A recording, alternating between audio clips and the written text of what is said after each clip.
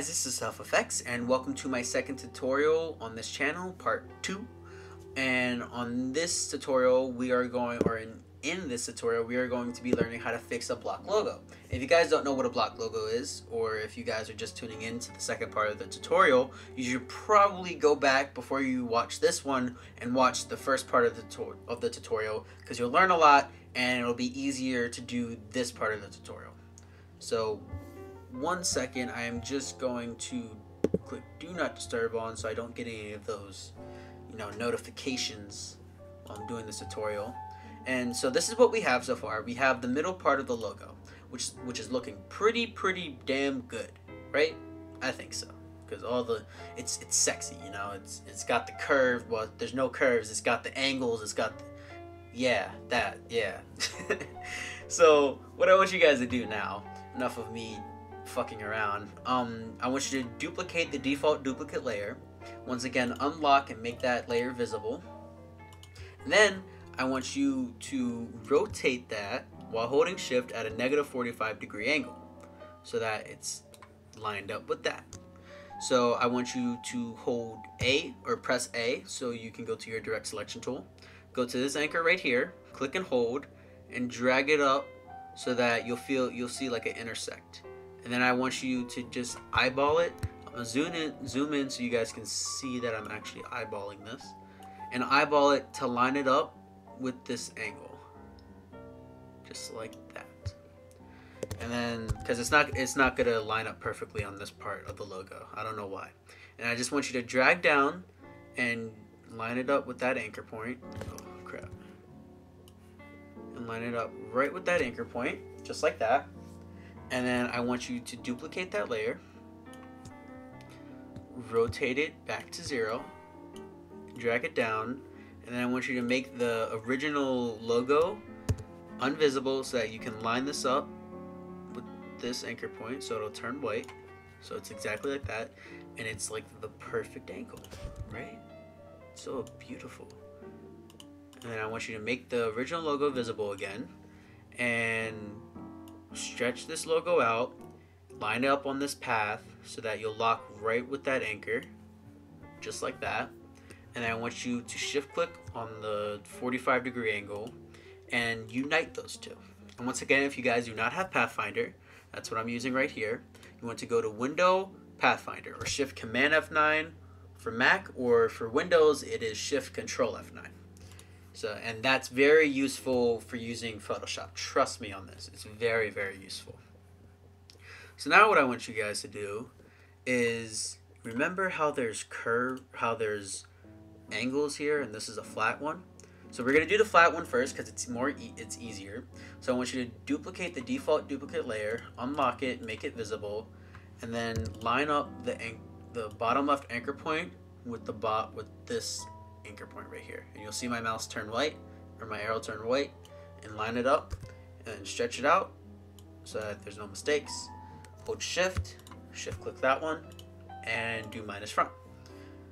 Then I want you to go back, duplicate the default duplicate layer, just like that, and then I want you to do I guess it would be a 45-degree angle, and then I want you to, on the top one right here, I want you to line it up with this anchor point. You'll see it turn white. Extend it, shift click, and do minus front. And it's kind of exactly what we did with this one, but just different a little bit, not really. And you're that much closer to finishing. Now all we have to do is do the caps. And the gaps are kind of your personal preference. But first, these blank layers right here, you're gonna have 3 again. I just want you to select all those, drag it straight to the trash can. And you want to have these 2 separate, and you'll know why in a second. So this layer right here, the first one that we did, you want to make sure you have that one selected and duplicate it. Now I want you to drag that above everything other than the default duplicate layer. So now it's above this. Okay? You can actually, if you want, you can just make this one not visible, the original logo. You can most likely just trash it because you don't need it as a reference or anything anymore. So then I want you, on your arrow keys, I want you to go down twice, or kind of your personal preference. and you'll see what I mean by your personal preference. So I'm just gonna go down twice because I like nice gaps, like I said last time. That's probably gonna be another one of my slogans after these tutorials. And then I want you to shift click on this one also and go down here and do minus front. So now you see a gap and you're that much closer to finishing.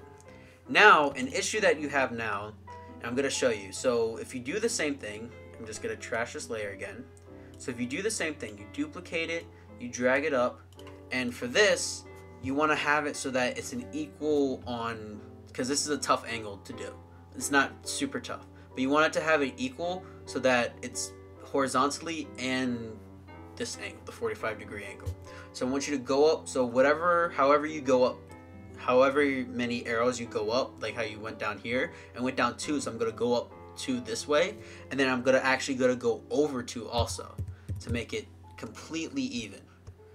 All right, and I want you to hold shift. Well, I don't want you guys to do this right now because I'm just showing you. If you do this, you see how now there's a gap, but this is completely gone. And I don't exactly really know why it does that, but I know a way around it. So on this layer, this layer is this full thing right here, okay? And you can see the little gap in it and everything. So I want you to press the arrow so it's a down arrow. Do the same thing on the child of that, and now you see 2 more childs. One of them is this up here, and the other one is this thing down here. So I want you to drag the small one up so that it's still a child of the main layer, but it's not a child of this layer. And the reason why is now you can just select this layer right here and then reselect this one. And then you will be able to do minus front, and now you have 2 perfectly well gaps, 2 perfectly good gaps. And then you can just highlight everything and do unite so that you don't have to click separate things to make the same stroke. And then, you know, if you want, you can do what I did in the tutorial. You can actually just delete the default duplicate layers in any other layer other than this. And then you could do what I did in the first tutorial that I've ever done. And you know, you can lock, do this. I'm not really going to commentate over this part. I'm probably just going to fast forward it just because you guys don't really need to see this again. I may or may not fast forward. We'll see. But yeah, so you select all, make a stroke, and change the stroke to 4.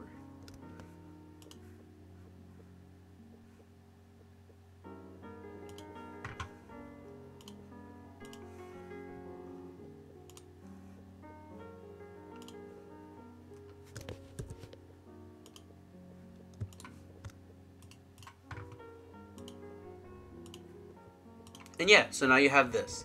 And this is the style that I was showing you guys, or like the fast way of doing it. And you guys just saw how fast it was. I probably was completely silent. I'll probably add a little clip of a song or something in there to go over top of the silence that was going on during me doing that, because I was just going as fast as I can to get this tutorial over with.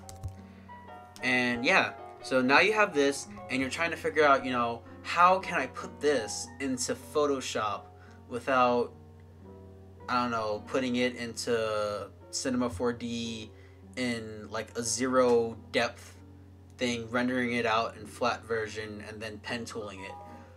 And the simple answer to that, it's really, really simple. It's just making a new layer. It could be any size. I'm just going to do, for sake of HD, I'm just going to do 1920 by 1080, and I'm just going to do 72 pixels per inch.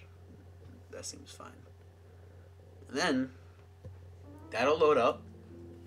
I don't know why it's taking a while to load up, but the simple way of doing this is just moving this window over. If you have windows, you know, you can make have separate windows, and just drag this full thing. I am messing up badly. Gotta unlock this layer and drag it straight into Photoshop, and this layer will pop up. This is what you call a vector smart object. And a vector smart object, what it is, it's separate from, you know, a regular layer from Photoshop, just because, you know, you can distort it however you want, you know, do stuff like this or whatever, and you can still go back into Illustrator by double clicking this little file size thing, and it'll actually come up in Illustrator. And let's say you want to change like a little anchor point or do whatever you want. I mean, it doesn't honestly matter what you want to do. You just select something and distort it. You do this, hit save, and what? It does it on here no matter how distorted it is or whatever. Okay?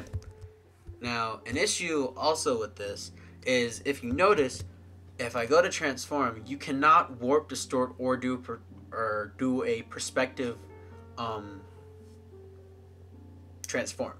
And the way to get around that, and the reason why it's like that, is because no matter what, this file came straight from Illustrator. It's not from Photoshop.